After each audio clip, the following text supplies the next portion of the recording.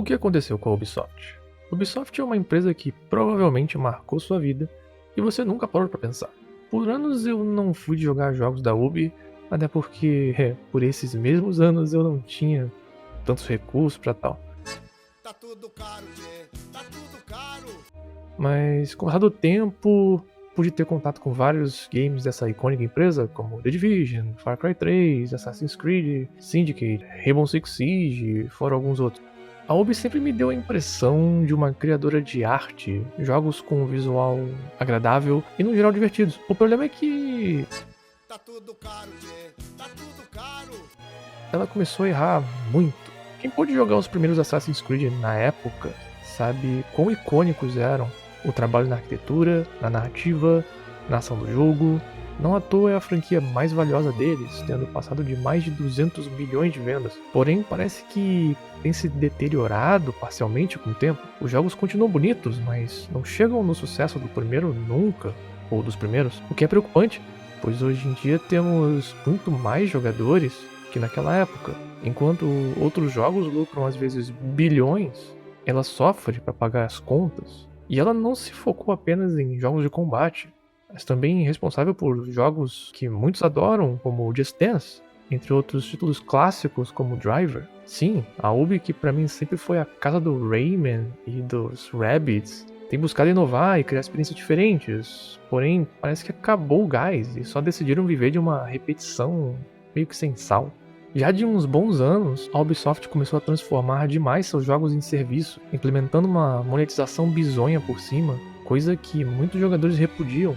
A quebra desses valores de qualidade mais fundamentais e a repetição de receitas de jogo sem uma magia adicional fez com que seus lançamentos funcionassem numa grande roleta da sorte, torcendo para que alguma coisa cative seu público a cada nova publicação. Uma coisa que ao menos nunca posso reclamar é que de um tempo pra cá a Ubi tem feito uma localização muito boa para vários países, algo que não é qualquer uma que faz, né, Bethesda?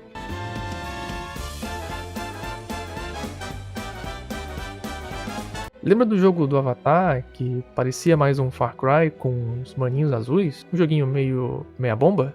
Ou o último Star Wars Outlaws sofre do mesmo mal, porém parecendo um jogo indie mal acabado? O mais interessante é que é notável que os jogos não parecem horrivelmente chatos de jogar. A impressão é que eles são e podem ser divertidos. O problema é que tudo reflete a mesma coisa de antes e não para por aí. Ainda temos problemas técnicos, falta de otimização para alguns jogos e os preços cada vez mais elevados. Os caras tiveram a audácia de dizer que lançaram jogos Quad A ou AAAA por conta da denominação de jogos de alto padrão como A triplo. Para eles, alguns de seus recentes lançamentos estão acima da maioria. Sério mesmo, Ubisoft? Como é que dizia aquela frase mesmo? Did I ever tell you what the definition of insanity is?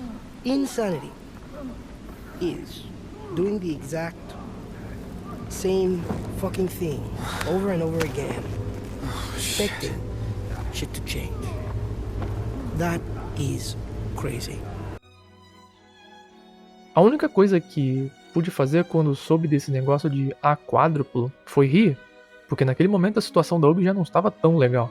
Empresa com foco mais político que qualidade, jogos com mecânicas repetitivas, apesar de ainda ter um belo visual, tudo muito caro e algumas vezes bugado. Por que não só parar um pouco e fazer algo bom? Não acredito que com tantos talentos nos seus estúdios não seja possível refatorar anos de frustração e sucessos e finalmente pensar de forma inteligente para lançar um jogo simplesmente espetacular. Não é por falta de talento, nem mesmo por falta de dinheiro. Na real, deve ser por causa de decisões ruins. Recentemente, acionistas vêm pressionando a Ubi a mudar suas abordagens.